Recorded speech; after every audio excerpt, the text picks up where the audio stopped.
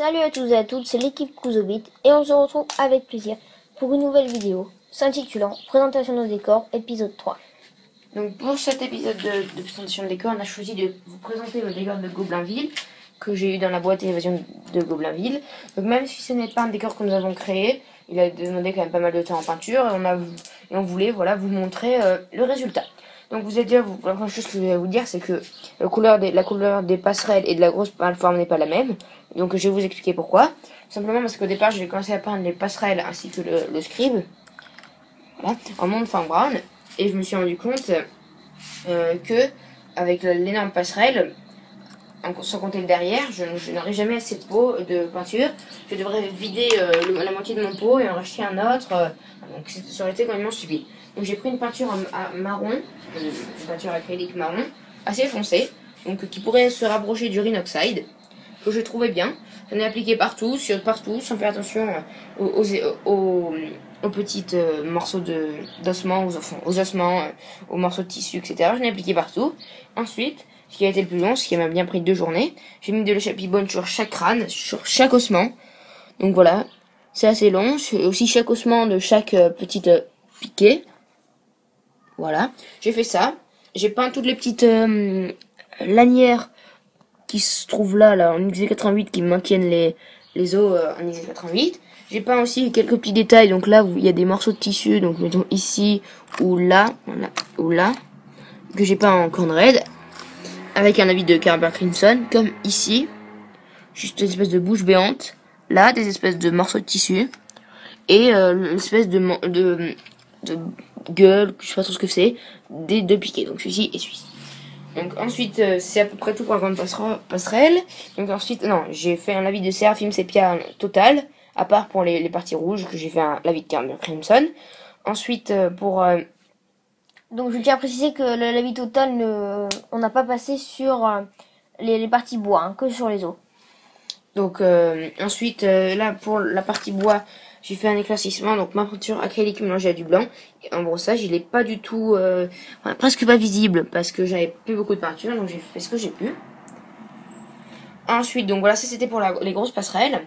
Vous voyez aussi au passage, bon, je vais peut-être pas vous expliquer, c'est simple, les bagages, pardon, et les armes. Ou les armes, voilà, les manches, c'est du monde enfin brown, on dirait Rhinoxide, et puis le métal c'est du Bleacher, puis là c'est du Rhinoxide et les petites parties en style jaune rab.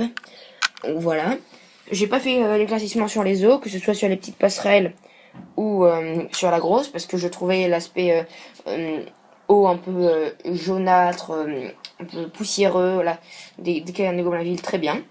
Ensuite, donc ici, j'ai fait exactement le même schéma de couleur, sauf qu'au lieu de mettre ma peinture acrylique, j'ai mis du monde fin brun. Voilà. Ensuite, on va peut-être vous parler du trône, voilà, qui est une très belle pièce. Donc, il est en plastique, on va vous mettre à part. Alors, toute la pierre, j'ai peint avec un brossage à sec, un premier brossage à sec de gris foncé et un deuxième brossage à sec de gris clair.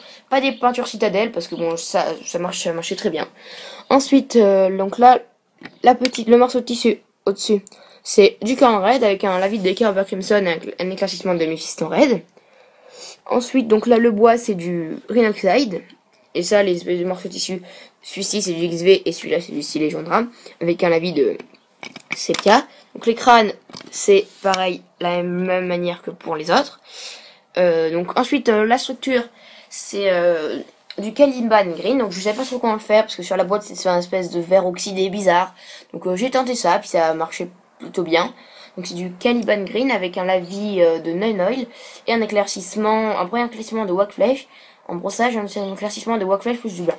Donc pour la partie centrale, vous voyez, je pense bien les éclaircissements.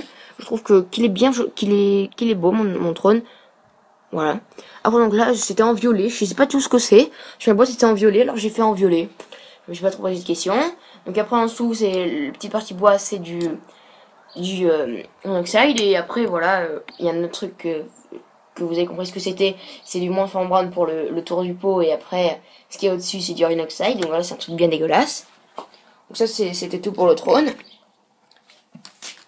Donc voilà, la Goblinville est terminée, on a passé un peu en revue tout, on a mis le roi gobelin ainsi que quelques nouveaux guerriers gobelins, donc j'ai refait mes gobelins.